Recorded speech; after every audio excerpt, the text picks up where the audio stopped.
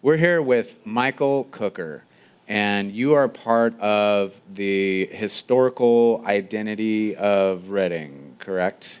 Well, in a way, I'm a co-founder of a group called This Place Matters Reading, and we're a coalition of individuals, businesses, and organizations that believe historic preservation and placemaking can contribute to downtown's revitalization.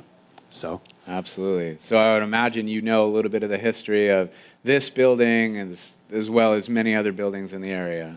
yes, absolutely. The building we're in right now is about 90 years old, and these bricks go back that far. So we think that there's a lot of authenticity and character in these old buildings that hasn't been properly leveraged. And so as part of this campaign, we're just increasing awareness of the importance and, more importantly, the economic value of this sort of thing. There's a historian once said, history is who we are and why we are the way we are. And I think that as we develop, we need to understand how we got to the place that we are now. So like Jared was talking about the story and the context. If you don't know your history, you're doomed to repeat it and stuff like that. Exactly. Reading, in my opinion, has always been kind of a town that seeks a magic bullet, whether it was the railroad or the copper industry. And historically, those things have worked out okay until they don't, and then they don't work out in a big way.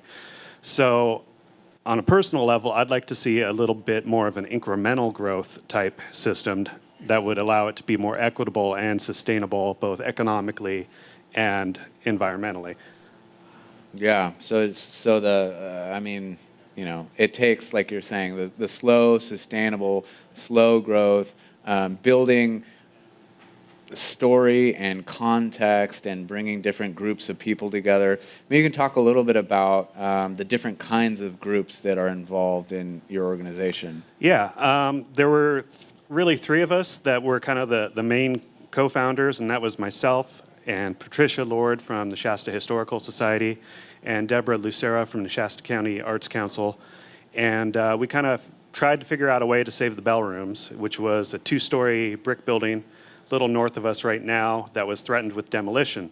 And it was 110 years old, and there wasn't really a definitive reason why it was being torn down. And we'd seen so much being torn down, we lost, 3 blocks of buildings to put in the parking structure in the 60s and 70s, and then another few blocks for the downtown mall. And we just said, well, what if there's a different way? And so we had events and, organizations, and we reached enough people that there was a response, and we were able to save the building. It was the first big preservation win in Reading in a long time. Wow, that's awesome. Yeah. And the local community and the local government was responsive, clearly, to your guys' efforts.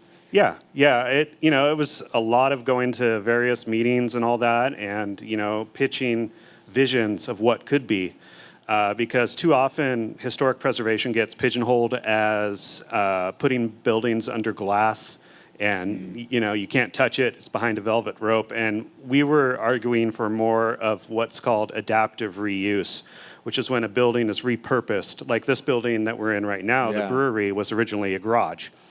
So it's just a way of making these buildings that still have a lot of life left in them contribute more to our community. Yeah, that's epic. I love that. You're actually, it's living history. We're here, we're seeing it, we're engaging in it. It's very lively. Yeah, So, if you go into a Starbucks, you'll often see a brick wall made out of extruded plastic. Right. But here, you have the real authentic brick. Nice. I like that.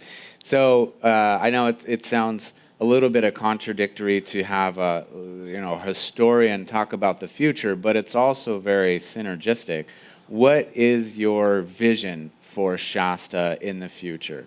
Well, it's a kind of a cliche, but Shasta County and Reading has pretty much unlimited potential.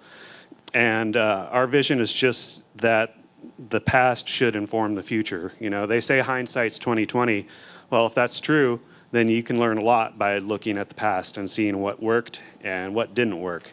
And so now with downtown, we're seeing a look back to historic development patterns where you have multi-story mixed-use buildings being built, like the ones that used to be here 100 years ago because they work. Awesome. Well, that's super exciting. I love what you're doing. Thanks for joining us, Michael. Thank you. And keep saving old things. We'll see what we can do. Thanks.